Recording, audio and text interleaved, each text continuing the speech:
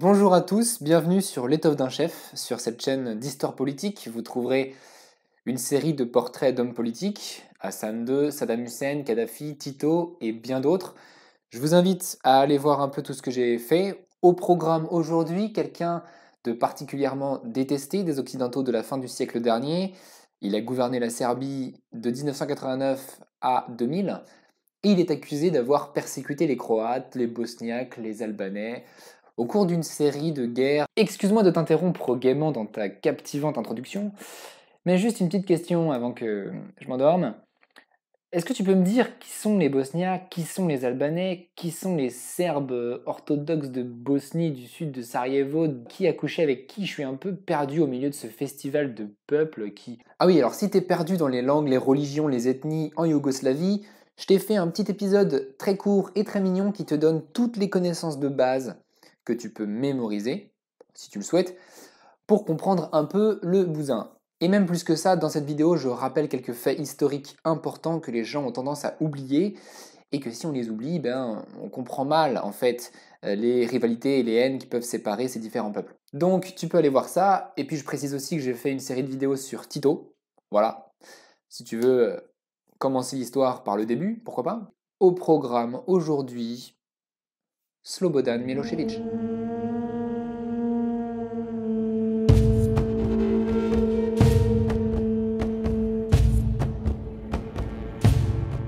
Repassons rapidement l'histoire du Kosovo. En 1690, les Serbes, opprimés par l'Empire ottoman, décident de partir vers le nord, vers la Voïvodine, la Bosnie et les confins. Ces grandes migrations serbes furent suivies par une politique de colonisation albanaise dans le vilayet du Kosovo, encouragée par l'Empire ottoman. Pendant tout le XIXe siècle, les seigneurs albanais adoptèrent un comportement persécuteur à l'égard des Serbes de cette région, autant pour les punir de leurs insurrections que pour affermir le contrôle d'une région qui représente tout un symbole dans l'imaginaire serbe.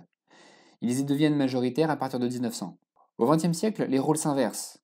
Le roi Alexandre entreprend une réforme agraire plutôt agressive, à des fins d'expropriation des Albanais. En fait, au fil des siècles, Albanais et Serbes ruminent une détestation réciproque. La région fut économiquement abandonnée par les autorités.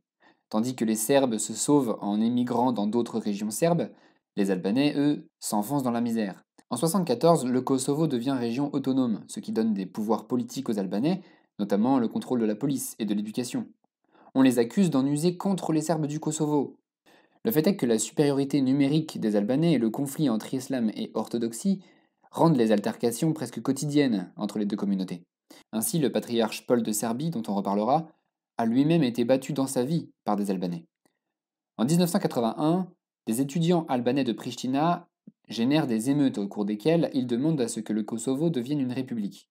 Ces émeutes furent réprimées par la Yougoslavie communiste.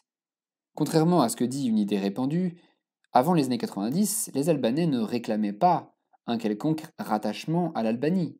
Pas plus que l'Albanie ne revendiquait le Kosovo d'ailleurs. En fait, les Albanais demandent d'abord à sortir de la pauvreté, et ils pensent qu'accéder au statut de République fédérée leur donnera les moyens de développer leur région, ou en tout cas de recevoir des moyens pour cela. Mais cette autonomie, du point de vue des Serbes, est un arrachement. Cette région concentre toute la nostalgie de l'ancien empire serbe. Poussés soit par la misère économique, soit par la crainte des Albanais, les Serbes sont très nombreux à quitter le Kosovo. Et d'ailleurs, il n'y a pas qu'au Kosovo. En Bosnie aussi, les paysans serbes sont en régression, tant ils se sentent abandonnés par la politique d'industrialisation et d'urbanisation de Tito. En fait, cette régression démographique, en Bosnie et au Kosovo, s'accompagne d'une vraie détresse. Une détresse que Milosevic va recueillir.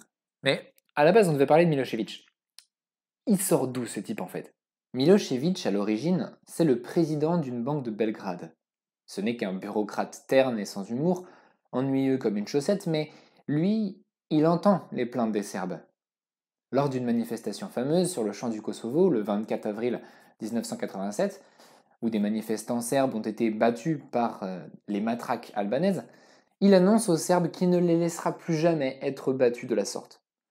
Et c'est à cette occasion qu'il commence son ascension politique. Visiblement, son discours fait plaisir à beaucoup de Serbes et il est élu président de la Serbie en 1989. Et la première chose, il s'en prend à la bureaucratie. Une série de manifestations serbes provoque le départ des gouvernements antinationalistes au Monténégro, au Kosovo et en Voïvodine. et Milošević parvient à les remplacer par des amis à lui. La première chose à changer selon lui, c'est l'autonomie excessive des provinces autonomes, que Tito leur avait donnée. Il leur impose désormais des amendements qui centralisent leur législation et leur système judiciaire à Belgrade. Ces amendements constitutionnels sont votés en Voïvodine, mais également au Kosovo, même si les députés kosovars, qui sont des Albanais, ont été clairement forcés par la présence d'unités militaires serbes dans l'hémicycle, le 23 mars 1989. Donc on voit que c'est quelqu'un qui sait utiliser la démonstration de force. Et il utilise également la censure, parce qu'il prend le contrôle de Radio-Télévision Belgrade, qui véhicule des idées nationalistes, et il va parfois même jusqu'à créer des fausses coupures de courant quand des chaînes indépendantes montrent des manifestations qu'il ne veut pas voir. Donc il utilise la démonstration de force et la censure. D'accord, c'est un manipulateur en fait. Oui, alors en fait, plus précisément, il provoque un retournement de la censure. Le Parti communiste n'a pas attendu Milošević pour découvrir ce que c'est que la censure, mais cette censure, elle était antinationaliste. Donc là, il la retourne dans un sens nationaliste. Mais lui, c'est un communiste ou pas? Il est issu des rangs du Parti communiste. Donc il se dit communiste. L'est-il vraiment? On est en 89. Les plans quinquennaux n'existent plus, l'économie est une économie de marché, le mur de Berlin est tombé. Donc si tu veux, il peut bien dire qu'il est communiste, ce mot ne veut plus rien dire, mais son accession à la tête du parti signifie le retour des nationalismes.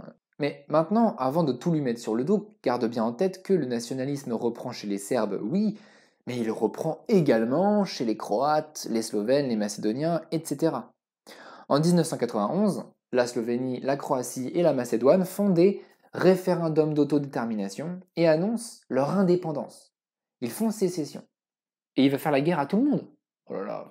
Alors non, pour ce qui est de la Slovénie, Milošević mène une petite guerre de 10 jours, puis abandonne la partie. Et pour la Macédoine, il n'intervient même pas. Ce qui l'inquiète, ce sont les pays qui contiennent une large minorité serbe, c'est-à-dire la Croatie et la Bosnie. Mais il ne peut pas leur laisser leur indépendance, point, on n'en parle plus. Alors, on arrive ici dans les causes profondes de la guerre. Les Serbes ont un problème, leur répartition géographique. Comme tu peux le voir sur cette carte, il y a des Serbes en Serbie, qui débordent d'ailleurs sur la Bosnie, sur le Monténégro, sur la Croatie, et il y en a d'autres qui sont plus égarés à l'ouest, à cheval entre la Croatie et la Bosnie. Si la Croatie et la Bosnie deviennent indépendantes, les Serbes vont se retrouver en position de minorité ethnique. Et en quoi c'est un problème? Les Croates aussi, ils étaient bien une minorité du temps du roi Alexandre, bon ben, chacun son tour. Eh bien parce que la dernière fois que les Serbes se sont retrouvés en minorité dans un pays croate, ils ont été purement et simplement exterminés. Ah oui, à l'époque de la Seconde Guerre mondiale.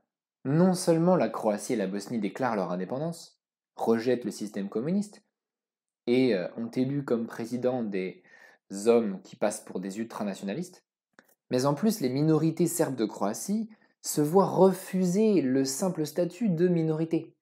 Et des mesures sont prises pour réduire l'usage de l'alphabet cyrillique et le remplacer par l'alphabet latin dans ces régions. Le président nationaliste croate, Franjo Tudjman, passe pour être un révisionniste, c'est-à-dire qu'il minimise les victimes serbes des Oustachis.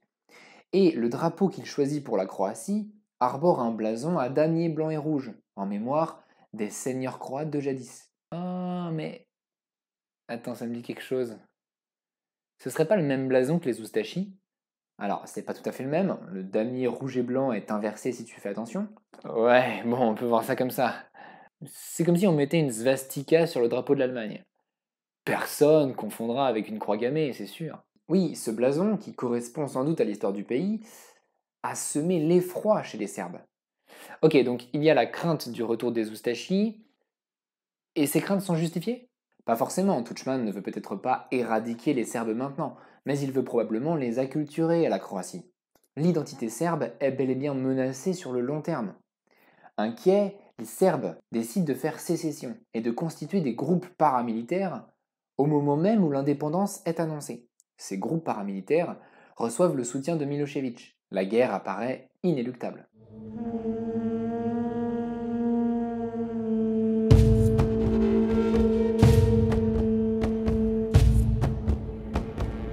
Alors la première guerre qui éclate, c'est celle de Croatie. La Croatie contient deux régions serbes, la Slavonie orientale et la République de Krajina.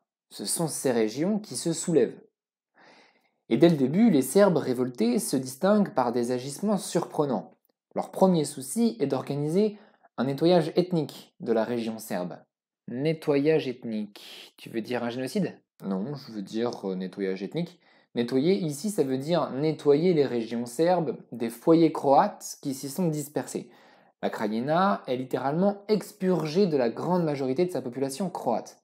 Au cessez-le-feu de janvier 1992, on estime qu'en 6 mois, près de 80 000 Croates ont été chassés de leur foyer, soit presque tous ceux qui y vivaient.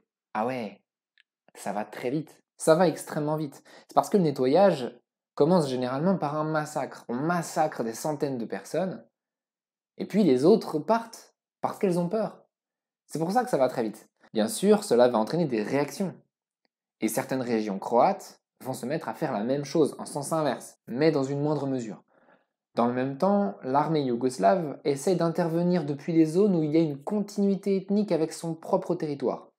Elle assiège Vukovar en Slavonie et Dubrovnik en Dalmatie. Elle parvient à prendre Vukovar en novembre. L'armée fait tuer tous les Croates qui s'étaient rendus, ainsi que 240 blessés de guerre de l'hôpital de la ville, puis expulse environ 20 000 civils. Ouais, massacre, puis expulsion. En fait, l'armée yougoslave aussi pratique le nettoyage ethnique. Tout à fait. En revanche, après avoir bombardé Dubrovnik jusqu'en mai 92, et que la ville ait énormément souffert mais sans jamais abandonner, les Yougoslaves finissent par renoncer. Le renoncement à Dubrovnik entraîne une première accalmie. Et là, tout s'est arrêté, les armes ont été posées par terre et Milosevic s'est dit à quoi bon tant de haine? Alors, Milosevic ne s'est jamais dit ça. 2, même s'il s'était dit ça, il ne peut pas réfréner la colère des Serbes de Croatie. 3, s'il y a une accalmie, effectivement, au début de 92, c'est parce qu'une autre guerre vient de commencer dans la Bosnie, pays voisin, qui vient à son tour de faire sécession. Mais revenons à la Croatie. La guerre de Croatie n'est pas finie. Les Nations Unies décident de déployer des casques bleus pour mettre en place des zones de sécurité et protéger certaines populations civiles en danger. Dans les 3 années qui suivent, les Croates lancent une série d'offensives sur le territoire de la Krajina, des offensives qui sont accompagnées elles aussi de tirs sur civils et de nettoyage ethnique. En août 1995, avec probablement l'aide des conseillers américains, les Croates lancent l'opération Tempête, qui est d'une efficacité parfaite et qui permet de reprendre le contrôle de Knin et de toute la Krajina en même pas 3 jours. Tudjman essaye de dire aux Serbes de rester, mais les Serbes de la Krajina, dans leur fierté et leur conviction d'avoir affaire à des oustachis impitoyables, décident d'organiser leur propre évacuation, et c'est ainsi qu'environ 180 000 Serbes, certains disent plus encore, quittent la Croatie. Ils se nettoient eux-mêmes en fait. Voilà, si tu veux. Plutôt partir que de devoir s'acculturer à la Croatie. Ils vont devenir des réfugiés au statut précaire en Slavonie orientale, en Voïvodine ou en Serbie. Cet exode clôt la guerre de Croatie en 1995.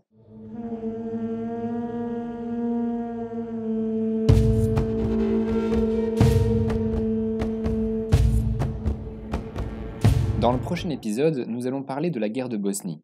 Mais comme cette guerre sera assez complexe, je vous propose d'ores et déjà de passer en revue les différents acteurs qui vont peupler ce théâtre.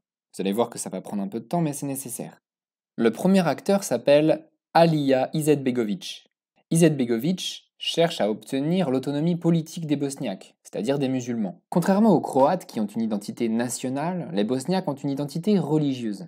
Ils existent par la conversion de certains habitants de la Bosnie après l'invasion ottomane. Comme musulman, Izetbegović caresse l'idée d'une islamisation des Balkans et l'établissement de la charia, laquelle doit pénétrer dans tous les aspects de la société sans exception. La charia est pour lui le meilleur moyen de combattre le communisme. Il a d'ailleurs exposé ses idées dans un livre, La Déclaration islamique, qu'il a réédité peu avant la guerre. D'un point de vue stratégique, il a surtout 2 gros problèmes à résoudre. Le premier, c'est sa diplomatie.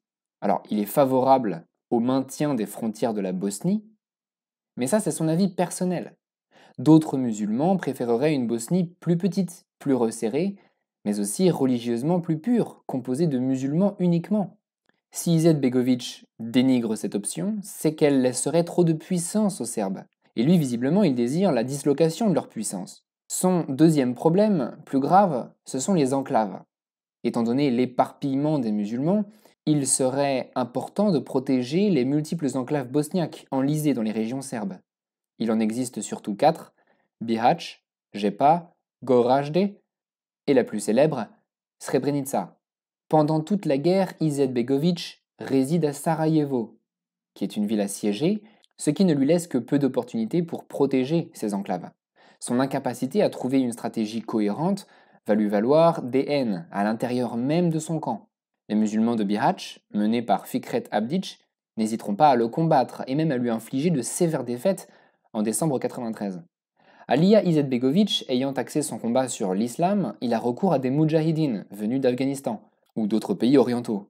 Il lui est arrivé d'acquiescer à des nettoyages ethniques, aussi bien contre les Croates que contre les Serbes. Daniel Schiffer, qu'il a rencontré, se souvient de la façon dont il se vantait de son système pénitentiaire, par lequel des dizaines d'hommes étaient entassés dans des cellules minuscules, serrés les unes contre les autres, dans l'obscurité pendant des mois. On voit qu'Izetbegović n'est pas un tendre. Mais comprenez bien qu'il est aussi la figure politique majeure des Bosniaques, et les Bosniaques sont ceux qui ont le plus souffert de la guerre. Le deuxième acteur, c'est Franjo Tudjman. Tudjman est l'artisan de l'indépendance de la Croatie. Sa politique peut être décrite par 3 éléments. La croatisation de la langue doit être expurgée des éléments serbes qu'elle a accueillis au cours de son unification avec la Serbie, et l'alphabet cyrillique doit être supprimé au profit de l'alphabet latin. Deuxièmement, il veut le monopole des droits politiques pour les Croates. En Croatie, les Serbes n'ont pas de droits reconnus officiellement. Ils n'ont même pas le statut de minorité. Les Serbes de Croatie n'ont pas d'existence légale. En tout cas, ils n'en avaient pas au moment où l'indépendance a eu lieu. Troisièmement, le soulagement de la mémoire croate. Tudjman a des prétentions d'historien et il a souci de relativiser les massacres oustachis à travers ses ouvrages qui diminuent le nombre de morts qu'on leur attribue. Bien sûr, il passe pour un révisionniste. Pour ces 3 raisons, il est souvent considéré comme un héritier des oustachis. Il passe souvent pour un personnage un peu roublard. Ainsi, il prétend que les Serbes de Krajina ne peuvent faire sécession en raison de l'inviolabilité des frontières administratives tracées par Tito, mais il ne se gêne pas pour adopter l'argument opposé lorsqu'il s'agit de la Bosnie, dont il désire ardemment les modifications de frontières. En fait, on le comprend fort bien, Tudjman essaye de profiter de la guerre de Bosnie pour se réunir avec la minorité croate de ce pays. Cette minorité d'ailleurs est organisée en une république autoproclamée, la République d'Hersek-Bosna, qui est dirigée par Jadranko Prilić. Comme le précédent, il acquiesce au nettoyage ethnique et à l'installation de terribles camps de la mort pour ses prisonniers. Le troisième acteur est Slobodan Milošević. Milošević cherche à préserver la Yougoslavie de l'éclatement. Ce qui le motive, c'est sa solidarité avec les Serbes de Croatie et de Bosnie. La guerre, il ne peut pas l'abandonner. L'Église orthodoxe compte sur lui. L'armée compte sur lui. L'intelligentsia de Belgrade compte sur lui. Les nouveaux cadres du parti comptent sur lui. Et plus ou moins tout le monde en Serbie compte sur lui. Soit il poursuit la guerre, soit il est déchu de son pouvoir. Ses alliés sont la République de Krajina, dont on a parlé, et son chef Milan Babić, et la République serbe de Bosnie, dont le chef est Radovan Karadžić, cette dernière étant composée de 2 parties, les Serbes de Pale et les Serbes de Banja Luka, pour dire les choses rapidement. Même si Milošević et Karadžić n'ont pas beaucoup d'atomes crochus, ils se soutiennent mutuellement pendant toute la guerre. Mais ils hésitent sur les objectifs à déclarer. Faut-il maintenir les revendications sur la Krajina? Sur les 2 tiers de la Bosnie? Réclamer une partie de Sarajevo? Réclamer un accès à la mer? Ces questions sont compliquées. Et si elles sont si compliquées, c'est que les ambitions de Milošević et de Karadžić changent au gré des défaites et des victoires. Au fond, ce que voudraient réellement ces hommes dans leur fort intérieur, c'est une grande Serbie d'un seul bloc, seule à même de protéger les Serbes contre toutes les menaces. Et les plans de paix proposés successivement sont toujours inférieurs à ce qu'ils veulent, et ce qu'ils veulent, c'est l'unité de l'Empire serbe. Cette unité est difficile à acquérir. L'existence des anciens confins militaires est problématique en soi, et rend les Serbes perpétuellement insatisfaits. C'est cette difficulté qui explique en grande partie pourquoi la guerre a paru si longue. En ce qui concerne la violence, les unités paramilitaires serbes et l'armée yougoslave ont pratiqué massivement le nettoyage ethnique, davantage que les 2 autres, et ont aussi établi des camps de la mort. Plus que cela, ils ont été les premiers à donner l'exemple des crimes de guerre, avec Karadžić et son général Mladić, L'atrocité est mise pleinement au service de la cause. Enfin, dernier acteur, les Nations Unies. Alors, je vous vois venir avec vos banderoles à bas l'impérialisme américain, mais si vous voulez bien, on va éviter de crier avant d'avoir mal. Les Nations Unies ne font pas ici une intervention impérialiste. En Bosnie, il n'y a ni pétrole, ni gaz, pratiquement pas d'intérêt américain.